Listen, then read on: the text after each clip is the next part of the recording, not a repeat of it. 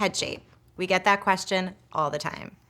Babies' heads are incredible. Their skulls are in pieces purposely so that they can mold and do whatever they need to fit both inside you and through the birth process.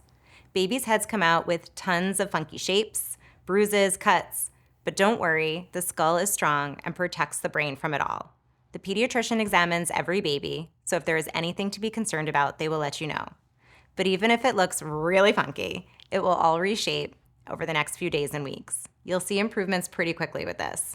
And in the interim, if it bothers you, just put on a cute hat. We get so many questions about babies' eyes, specifically eye color, eyesight, and eye movement. Let's start off by talking about baby's eye color. The child's eye color at birth is not necessarily their final eye color. As their eyes are exposed to light, they take on a more permanent color. Usually by 6 to 12 months, they will develop their true eye color.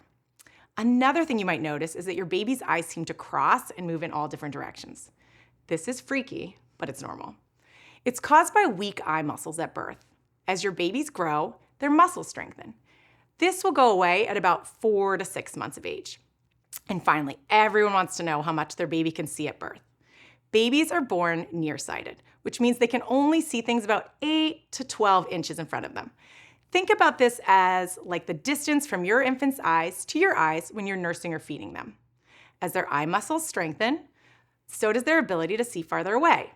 But kids actually don't develop 20/20 vision until they're closer to 6 years of age. Babies' hands and feet often look blue, and that can be alarming to parents, but it's completely normal. It's called acrocyanosis, and it generally goes away by 2 days of life. It also doesn't help that we use black ink on their feet to do their footprints when they're born, so that can also contribute to the feet looking discolored. Another question we get all the time is dry skin.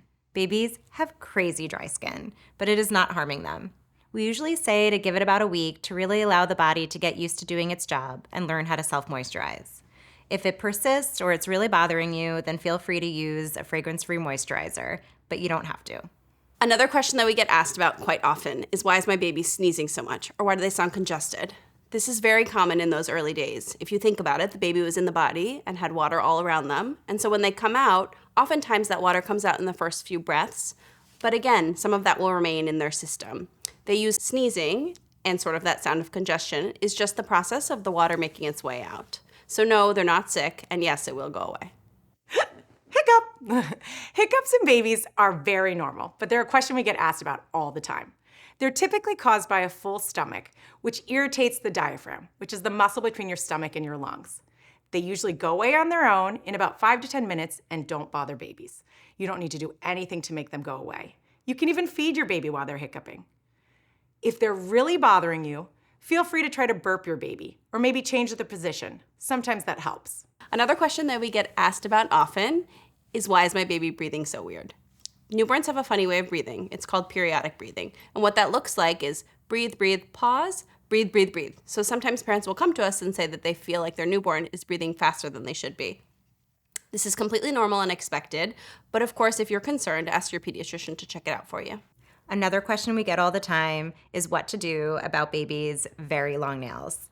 So our biggest piece of advice on this topic is to never cut the nails using a clipper.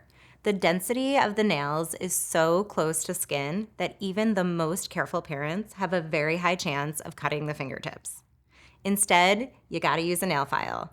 While it is incredibly tedious to use one of the plain nail files that we are used to, they now make electric nail files, which make it a lot easier. After about a month, you can switch over to blunted nail scissors, which are easy to use and safe, and those you can use for as long as you need.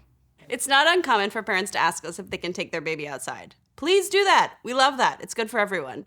We just encourage you to dress baby appropriately. If it's really hot during the summer, try to wait till the sun is down a little bit, and if it's cold, bundle baby up appropriately. The number one question that we get every single day is, how do I know my baby is getting enough food? So we created an entire section on that topic, but here's the quick answer. We look for 2 main things medically: pee diapers, which represents hydration, and weight loss. If your medical team is concerned about either of those 2 things, they will speak to you about it and come up with a plan. Some softer ways that you can also know is, does my baby seem satisfied after a meal? Or do they still seem ravenous as if they haven't fed at all? Breastfeeding moms will also start to notice changes in their breasts when their milk comes in as well. If you have any questions at all, talk to your medical team.